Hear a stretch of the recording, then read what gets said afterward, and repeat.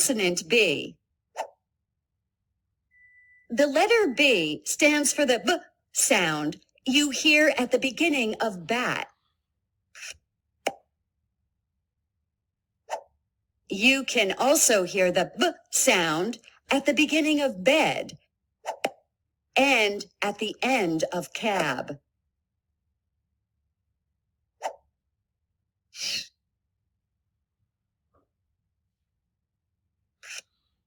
This is an uppercase B. This is a lowercase b.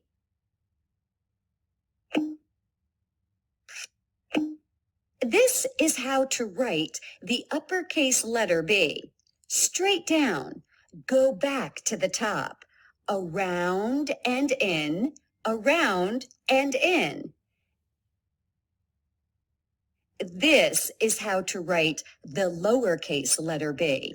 Straight down, go to the dotted line, around all the way. It's your turn.